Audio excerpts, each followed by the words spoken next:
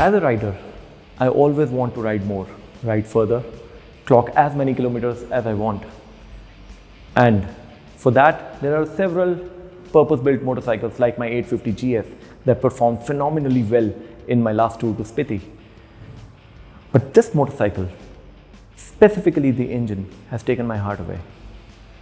The engine is that good that it is bound to become a great tourer. Though it is not meant for it, but I think if you mod it, if you put the right accessories on it and mount your luggage, it can do good miles. So in this video, let's find out, is this motorcycle really good for touring? Because I have done 350 kilometers on day one of my purchase. So let's see. This is a roadster, this is not a touring motorcycle. But the character of the engine, the low end torque, the riding position and the comfort of the seat begs it to tour. Of course, the pillion comfort is not at par with what you see on an ADV or a cruiser motorcycle. But for a solo touring, this is quite good. The reason, since it is a street moto, it's not quite wide from here. If you see, after about 250 kilometers, it does cause some trouble to your butt. But then there are several other options that might be available in the market. Perhaps Sargent or Corbin, or who knows, even Triumph may launch a touring seat. The low end torque keeps you very, very relaxed. If you see the size of the sprocket here, that says it all. See, it's so big. It's bigger than my 850 GS, which is an ADV.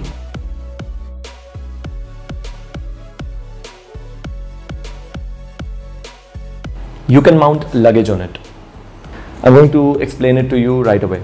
You see these grab rails? What you can do, you can take a tail bag like this. In my case, I've got a GV 35 liter tail bag, and you can mount it here. And trust me, the motorcycle doesn't look too bad with this. Just 4 straps and your tail bag is mounted. Second thing, you can club it with a tank bag. Again, a GV 5 liter tank bag. I've also purchased a tank ring along with it so that I can mount it. This is again GV. So what you need to do is mount this tank ring here, and then over the tank ring you can mount your tank bag. So this is how it looks. And after you mount the luggage. For people who swear by top cases, a top case option is also available. You will have to buy the top rack. You'll have to buy a top rack. Top rack will create some overhang behind the rear seat. The top case is going to be mounted somewhere here.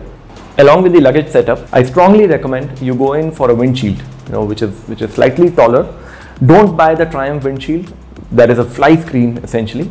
It is just cosmetic. So a windshield which is perhaps as tall as this, perhaps an 18-inch windshield would do justice to it. And if there is a windshield in it, I think this is the perfect sport touring machine. You've got it for yourself.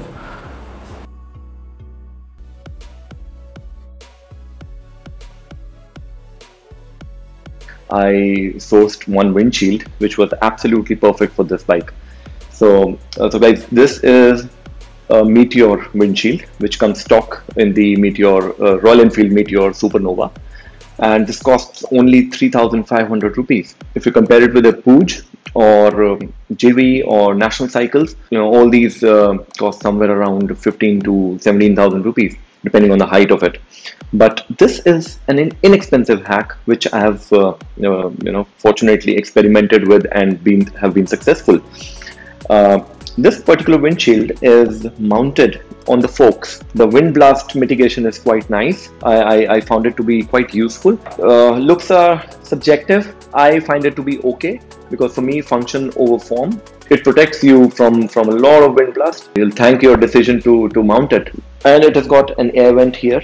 Because of this air vent, I don't find any wobble or a shudder in the handlebar. So all in all, a great addition to this bike in case I want to tour on it. Perfect choice. One last bit, this has got an RE logo. In case you have trouble using an RE logo on a Triumph motorcycle, you can always put a sticker of Triumph or any sticker that you want. Go ahead, go to your RE dealership and you can buy it. Also, you can buy it from our upcoming marketplace. We'll be selling this windshield on that. And that's it, guys. The tank casing, it is not metal, it is plastic. So all your magnetic tank bags are not going to be useful here.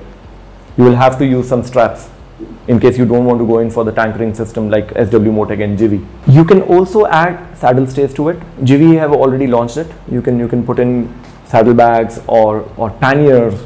That will be an overkill in my opinion. I'm in talks with Zana International. They are going to launch something pretty soon, which can take care of your luggage needs. Perhaps a top rack and saddle stays. Things are going to be available soon. Unfortunately, Triumph have not launched the cruise control feature.